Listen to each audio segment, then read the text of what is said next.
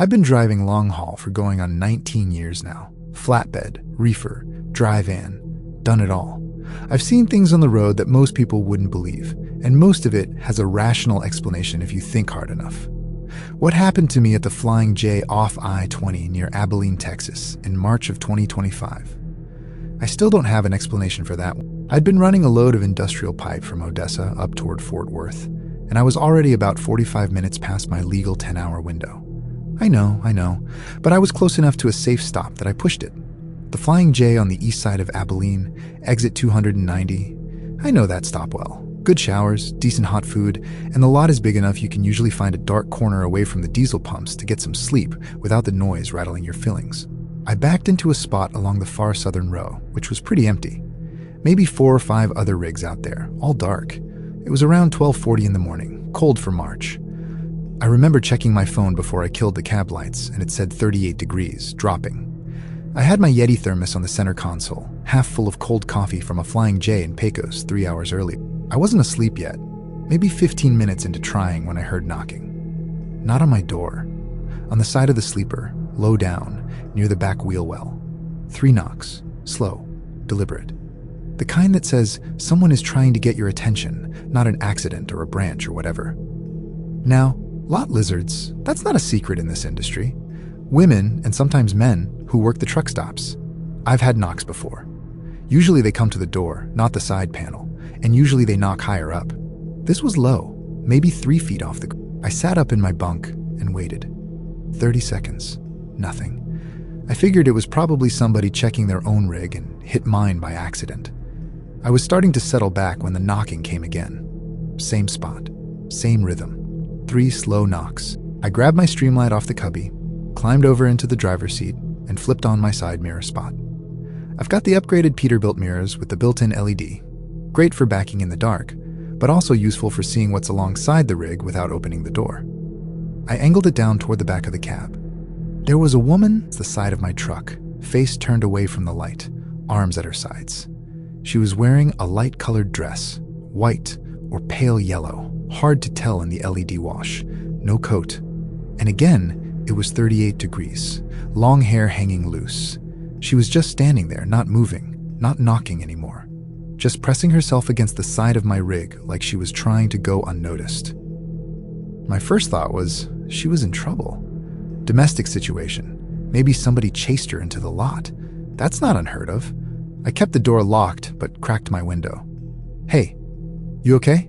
You need me to call somebody? Nothing. She didn't turn her head, didn't respond, didn't move at all, just standing there. Her hair was moving a little in the wind, which told me she was real, not a trick. I called out again, louder. Still nothing. That's when I noticed something that didn't sit right. She was barefoot, on asphalt in March, in West Texas at night, and her dress. I was looking more carefully now. It wasn't just pale. It was wet-looking, stuck to her like she'd been in water. I dialed 911 and kept my eyes on her in the mirror the whole time. Told the dispatcher what I was seeing. She asked if the woman appeared injured, and I said I couldn't tell. She had her back to me. Dispatcher told me to stay in the vehicle and said she'd send a unit. That was fine by me. I watched before a Dias area county unit pulled into the lot. Probably the longest 4 minutes of my life, because the woman did not move once. Didn't shift her weight, didn't look around, didn't shiver. In 38-degree weather, barefoot, in a wet dress, she just stood there like a mannequin someone had left leaning against my truck. The deputy walked over with his flashlight, said something to her I couldn't hear through the closed window, and then, this is the part I can't explain, he turned and looked up at me with this expression I can only describe as confused. He shook his head once, like he was answering a question I hadn't asked, and waved me down. I climbed out. The deputy was standing exactly where she had been. You said she was right here? He asked. The lot behind him was empty. I checked my dash cam. I have a Vantru N4 with the cabin-facing lens. The side angle didn't cover the wheel well, but when I looked at the timestamp on the audio track, there's a gap. 11 minutes of silence in the recording where I know I was talking, calling out to her, calling 911. 11 minutes of nothing, like the mic just stopped. I haven't parked in that lot since. I don't think I ever. The deputy filed his report. Under subject description, he wrote, "No subject located. Under reporting driver's condition, he wrote, appeared shaken, coherent. He didn't write anything about the wet footprints I could see on the asphalt, leading from the side of my rig and going nowhere. 1 story 2 mile marker, 231. The stretch of I-70 between Cambridge and Zanesville, Ohio, is one of the loneliest roads in the state after midnight. I've run it probably 300 times in the 6 years I've been with Werner. 2 lanes in each direction, rolling hills, not a lot of lights. In the fall, the fog rolls in off the Muskingum River Valley, and it gets thick enough that you're running purely on your lane markers and prayer. This was late October 2024. A Wednesday, I think, somewhere in that midweek dead zone. I was eastbound, heading toward a receiver in Wheeling, West Virginia, hauling auto parts out of Columbus. The load wasn't due until 6 a.m., so I had time, and I was running the speed limit, no need to push it. The trailer was a 53-foot dry van, nothing special. Gross weight around 76,000. Comfortable, balanced load. I noticed the car somewhere around mile marker 228. A white Honda Civic, older model, maybe 2009 or 2010, sitting on the right shoulder with its hazards on. I clocked it in my headlights from about a quarter mile out. No one visible outside the vehicle. I've passed hundreds of breakdowns over the years. You note them, you move on. Maybe you call it into 511. But something about this one registered. The hazards were blinking fast, like the battery was low, and the car was sitting at a strange angle, like the right front had dropped. Flat tire, maybe. I passed it in and pulled into the right lane, thinking about it. My ELD had me with about 40 minutes of drive time left before I needed a 30-minute break anyway. I put on my four-ways, pulled onto the shoulder about 200 yards past the Civic, and called into Werner Dispatch to let them know I was stopping to check on a disabled motorist. Standard procedure. I put on my safety vest, grabbed my flashlight, a big mag light, the old aluminum kind my father-in-law gave me, and started walking back along the shoulder. The fog was in by then. Not impenetrable, but thick enough that my flashlight caught it and bounced back at me, cutting my visibility down to maybe 60 feet. The Civic came into view, hazards still going, but slow now, almost dying. I shone my light through the passenger window. Empty. Front seats, back seat, nobody. No purse, no phone, no cup in the holder. Clean interior, almost unusually clean, like it had been detailed. But the engine was running. I could hear it, feel the faint warmth coming from the hood. I looked around, my side of the highway, then a short drop into a drainage ditch, then a barbed wire fence and a dark field. No farmhouse lights visible. I called out, "Hey, anyone out here? You need help?" Nothing. Wind and the distant sound of a semi passing in the westbound lanes. I walked around to the driver's side. The door was unlocked, window cracked about 2 inches. The keys were in the ignition. I reached in and turned the engine off. Figured if someone was coming back for this car, I didn't want the battery dying. When I straightened up, I noticed the passenger side back window had something on it. Writing, from the inside. In what looked like, I don't know how to describe it. It looked like it had been written in condensation, like when you write on a fogged window. Block letters, all caps. It said, "Do not look in the field." I stood there for maybe it, and then I looked in the field. I know that sounds like the setup to a horror movie, but when someone tells you not to look at something, your eyes go there before your brain can stop them. It's reflex. I shone my maglite out toward the ditch and the field beyond the fence. There was a figure far back, maybe 60 yards, right at the edge of where my light started losing its strength in the fog. Tall, very tall, standing absolutely still, facing me. I couldn't make out a face, too far, too much fog, but whatever it was watching me. I could feel it in the way you feel someone staring at the back of your head. I am not an easily frightened man. I grew up in East Cleveland. I've seen real things that real people do to each other, and I don't shake easily. But I felt something in that moment that I can only describe as a deep animal wrongness. Like every instinct in my body went off simultaneously and said, "Leave." I didn't run. I walked. Quickly, back to my rig, eyes forward, maglite still on in my hand. Climbed in, locked the door, pulled back onto the highway. I called the Muskingum County Sheriff's non-emergency line and reported the abandoned vehicle and what I saw. They said they'd send a unit. I didn't wait around to see. I checked back with mentioned the abandoned car, mentioned I saw someone in the field. My dispatcher, a woman named Rhonda, who's been with Werner longer than I have, went quiet for a second and then said, Mile marker 231? Like she'd heard the number before. I asked her, she just said she'd log it. She changed the subject. I looked it up later when I got to the receiver. There's not much. A few old posts on a regional Reddit thread about that stretch of 70, people saying they've seen things in the fog out there. One post from 2019 mentioned a white Honda left on the shoulder overnight. No owner ever found. Different year, same exit. I asked Rhonda about it 2 weeks later. She said she didn't remember the conversation. She looked at me like she meant it. Story 3. The writer, I want to start by saying, I'm not a person who believes in the paranormal. I'm a practical woman. I've been owner-operator for 11 years on a Kenworth W900 I own outright, and my entire life runs on checklists, log books, and DOT regulations. I don't have time for ghost stories. But I also can't explain what happened on US 2 outside of Havre, Montana, in January of 2025. So here I am telling it to a camera. I was coming off a load of steel coil that I delivered to a construction site near Cutbank, deadheading back towards Spokane, which I do not love. No load, no revenue, miles burning for nothing. It was late afternoon when I left Cutbank, maybe 3:30, but this is northern Montana in January. The sun was already low, and by the time I hit Havre, it was dark.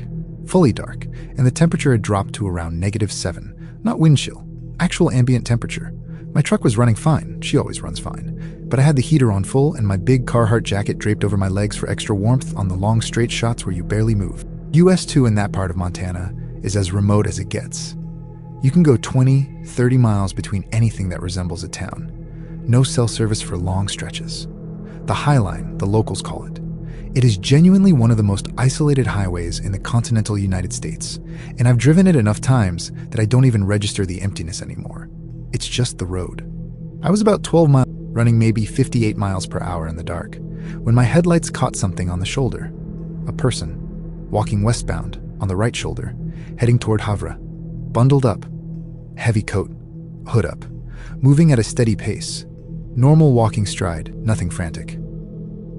My first reaction, -7 degrees, pitch dark, no visible vehicle anywhere. I slowed down and pulled onto the shoulder maybe 100 feet past them, put on my four-ways, cracked my window. The person, I couldn't tell gender from what I could see, just a bundled figure, walked up to my passenger door without me saying anything, like they'd been expecting me to stop. I unlocked the passenger door. They climbed in, moved efficiently, like they'd ridden in a semi before and knew to use the grab handles.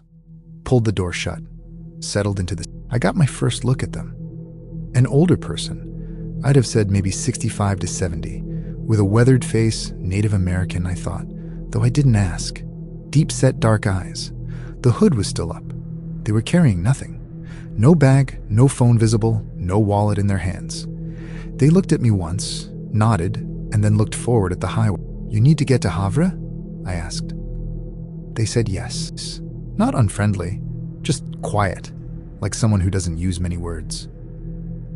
I pulled back on. We drove in silence for about 4 miles. I asked if they had someone in Havre, if everything was okay. They said yes to both, very calm. I asked what they were doing out on the road in this temperature. They said they'd been walking. Not like it was unusual, just they'd been walking. I turned the heat up conversation. Some people are private, I respect that. Around mile 8, something strange happened. The cab had been warming up fine since they got in, but I noticed I wasn't feeling any warmer than before they climbed in. If anything, there was a faint chill on the right side of the cab that I couldn't attribute to a draft. I checked the door seal light on my dash. Sealed tight. But the cold was there, consistent, coming from the passenger seat. I glanced over at, sitting still, hands in their lap, looking at the road, completely unbothered. And I noticed, I don't know why I noticed this and not before. Maybe it was the angle of the dash lights. They weren't breathing visibly. In -7 degrees, even inside a heated cab, you can still see breath. Faint, but there. I was fogging lightly myself. They weren't producing any condensation at all. I turned up the dash light dimmer, just slightly, to get a better look without being obvious. Their hands in their lap. The backs of their hands were the color of the cold. Not the red of someone who'd been out in the weather. Blue-gray. Like hands that had been cold for a very long time. And there was something about their coat. It was bone dry. After walking in sub-zero temperatures for however long they'd been out there should have been frost on the collar, on the shoulders. Nothing. Perfectly dry. My heart rate went up, my face neutral. I've learned over the years that if you're in an enclosed vehicle with someone and something feels wrong, you do not let them know you've noticed. You stay calm. You get to somewhere populated as fast as reasonably possible. I drove the remaining 4 miles at 65. I pulled off at the first lit intersection in Havre, a Casey's General Store on US 2 right at the edge of town. Well lit, a couple of cars in the lot. I said, "This work for you?" They said yes. Got out, closed the door behind them. I sat there for 10 seconds, then looked in my passenger mirror to watch them walk toward the store. The lot was lit by 2 big overhead sodium lights. I could see clearly. There was no one there. The lot between my truck and the Casey's entrance, maybe 40 feet, was empty. Completely empty. I got out. I walked to the store, went inside, asked the woman at the register if someone had just come in. She said no. She'd been watching the lot, hadn't seen anyone. I went back to my truck and sat in it for 20 minutes before I could make myself drive again. I turned the interior light on and looked at the passenger seat. The vinyl was cold to the touch. Not the normal cold of a surface that hadn't been sat on. Cold in the way a thing gets cold when the heat has been taken out of it, not just absent from it. I called my daughter in Spokane, which I never do on the road unless something is wrong. She talked to me for 40 minutes while I drove. I didn't tell her everything, just said I'd had a strange... 6 months later, I was talking to another flatbed driver at a fuel stop in Shelby who runs US 2 regularly. Without any prompting from me, she mentioned that truckers have been picking up the same old man on that stretch of highway for 30 years, always outside Havre, always heading west, and no one has ever seen him arrive at wherever he was going.